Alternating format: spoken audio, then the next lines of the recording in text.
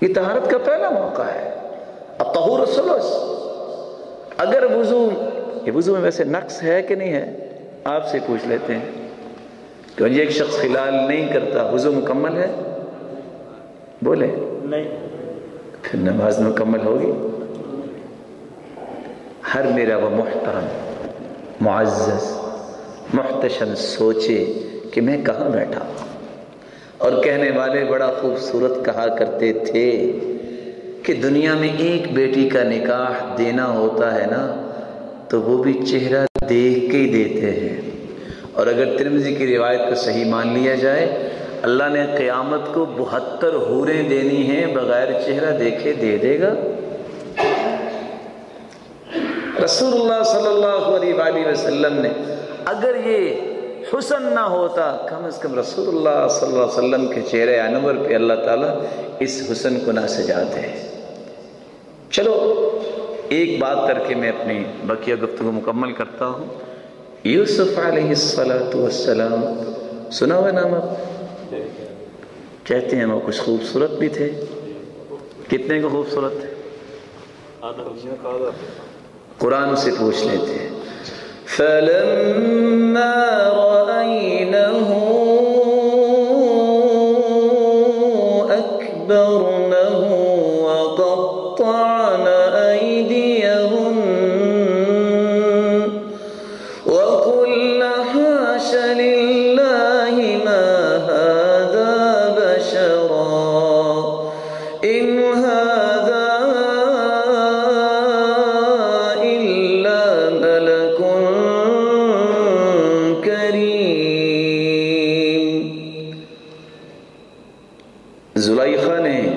زلیخا نے تو کچھ کیا ہی تھا، اپنی برات کو ظاہر کرنے کے لیے مصر کی شہزادیوں کے ہاتھوں میں چھریاں بھی دے دی اور پھل بھی دے دیا۔ کتنے خوبصورت تھے کہ ایک ہی نظر پڑی اور کیا کاٹ بیٹھی؟ اپنی انگلیاں کاٹ بیٹھی۔ ان کی داڑھی تھی کہ نہیں تھی؟ تصور کیجئے، تاریخ کی کتاب کا ایک ورق دکھائیے، اگر نہیں کسی نے لکھا تو کسی شخص کے متعلق بتائیے۔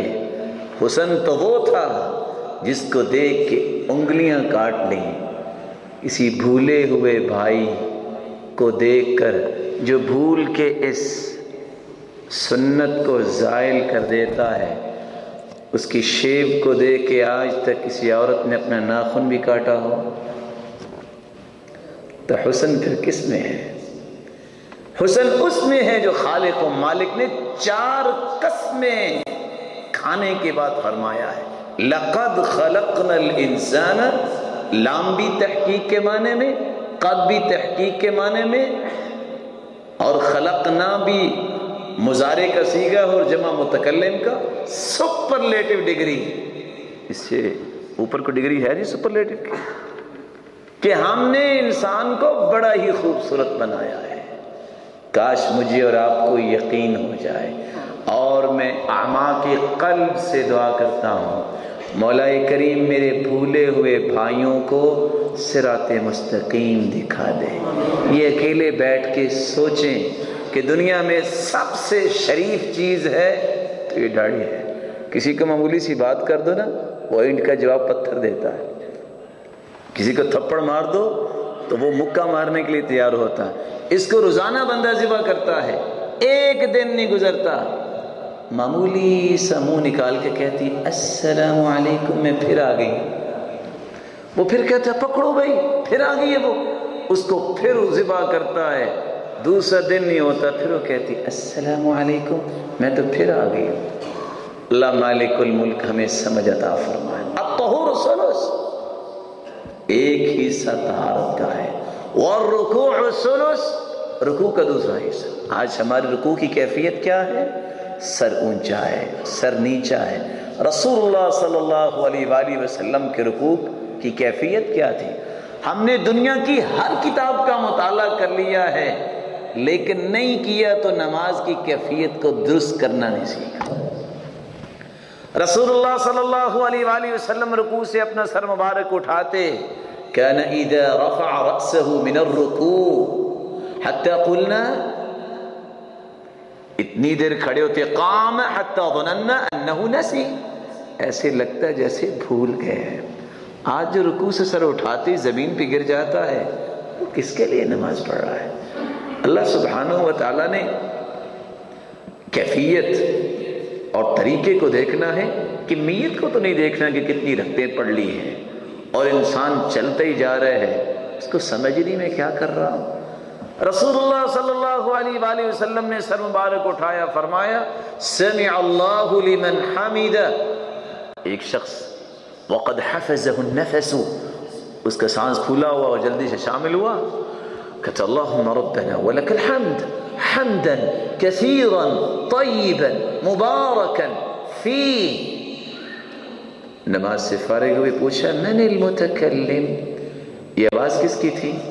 صحابی کہتے ہیں اللہ کے رسول میں تھا۔ فرمایا رأیت بضعة وثلاثین ملکا یبتدرونها ایہم یکتبها اول، اتنے مبارک کلمات ہیں یہ کہ میں نے 30 سے زائد فرشتے آسمان سے نازل ہوتے دیکھے جو جلدی کر رہے تھے۔ ایک کہتا تھا میں یہ کلمات جلدی لے کے اللہ کے پاس لے جاؤں، دوسرا کہتا تھا میں لے جاؤں۔ تو جو یہ کلمات پڑھتا ہی نہیں ہے، والسجود الثلث، اور تیسرا نماز کا حصہ سجدہ ہے، کوئی اپنے بازو زمین پہ ٹکا رہا ہے اور کوئی تھوڑا سا سر اٹھاتا ہے پہلے سجدے کے بعد اور دوبارہ زمین پہ دے مارتا ہے، کیا پڑھتا ہوں؟ ہر شخص کی یہ خواہش ہے کہ میرا لیول بلند ہو جائے، سٹیٹس بلند ہو جائے۔ دو سجدوں کے درمیان دعا کیا پڑھتے ہیں؟ اللہم اغفر لی، اور اگر دوسری روایت میں جس کو صحیح مانا جائے اس میں لفظ کیا ہے؟ اللہم اغفر لی وارحمنی، آگے وجبرنی، چلو کلمات آگے پیچھے کر رہے ہیں، وجبرنی وارفعنی کا معنی کیا ہے؟ وجبرنی وارفعنی، اللہ کمیاں کوتاہیاں معاف کر کے تھوڑا سا لیول بلند کر دیں۔ ہر شخص کی خواہش ہے، لیکن جو یہ دعا پڑھتا ہی نہیں ہے۔ رسول اللہ صلی اللہ علیہ وآلہ وسلم نے اس لیے فرمایا تھا ان اول ما يحاسب به العبد يوم القیامہ من عمله صلاته، سب سے پہلے قیامت کے دن نماز کا حساب ہوگا۔ فإن صلحت صلح له سائر عملی وإن فسدت فسد له سائر عملی، نماز درست ہوئی تو باقی اعمال بھی درست، اگر نماز ہی درست نہ ہوئی تو باقی اعمال کیسے درست ہوں گے؟ اور نماز کے اندر وہ کرنٹ نہیں رہا جس کی وجہ سے انسان برائیوں سے بچتا ہے۔ قرآن کیا کہتا ہے؟ ان الصلاة تنہى عن الفحشاء والمنکر ولذکر اللہ اکبر واللہ یعلم ما یصنعون۔ نماز بے حیائی سے روکتی ہے، نماز برائیوں سے روکتی ہے۔ آج ہم برائی سے رکتے نہیں، اس کا مطلب ہے ہماری نماز میں وہ رنگ نہیں ہے، ہماری نماز کے اندر وہ طاقت نہیں ہے جو برائیوں کے سامنے دیوار بن جاتی ہے، وہ لیزر شعائیں نہیں ہیں کہ برائیاں ویسے ہی ختم ہو جاتی ہیں انسان کے اندر سے۔ اللہ ہمیں وہ عبادت کی توفیق دے جس سے برائیوں سے انسان رک جائے۔ رسول اللہ صلی اللہ علیہ وآلہ وسلم نے اس لیے فرمایا صلی صلاة مودع، نماز ایسے پڑھو جیسے آخری نماز، لیکن ہم ایسی نہیں پڑھتے۔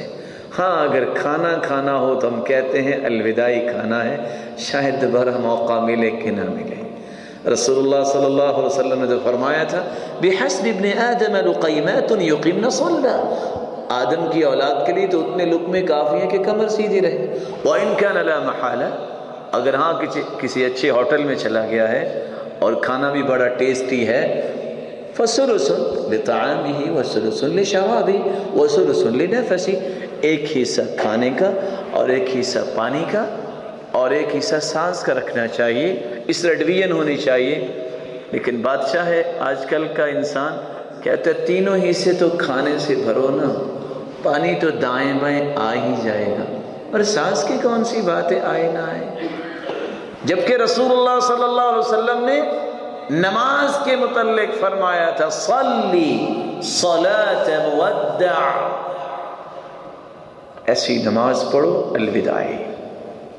عروہ رضی اللہ تعالی عنہ، ابن حجر اسقلانی رحمۃ اللہ علیہ نقل کرتے ہیں، شام کی طرف اپنے بیٹے کو لے کر گئے تجارت کی غرض سے، راستے میں ان کے پاؤں پہ ایک ایسا ناسور نکلا، طبیب نے کہا کہ پاؤں کاٹ دیا جائے، پاؤں کاٹ دیا جائے، اور ساتھ کہا مرقد بوٹی استعمال کرو، کچھ نشہ آ جائے تم یہ تکلیف برداشت نہیں کر سکتے۔ کہا یہ نہیں ہو سکتا، ہاں میرے پاس ایک علاج ہے، میں نماز شروع کرتا ہوں تم آپریٹ کر لینا۔ میں ان لوگوں کی بات کر رہا ہوں جو آج ہمارے لیے روشنی کے مینار ہیں۔ یہ کتابوں میں لکھی پڑی تو چیز ہے، لیکن آج ایسی حقیقت نظر نہیں آتی۔ راوی لکھتا ہے کہ چھری کے ساتھ گوشت کاٹا گیا اور آری کے ساتھ ہڈی کو کاٹا گیا، اور وہ نماز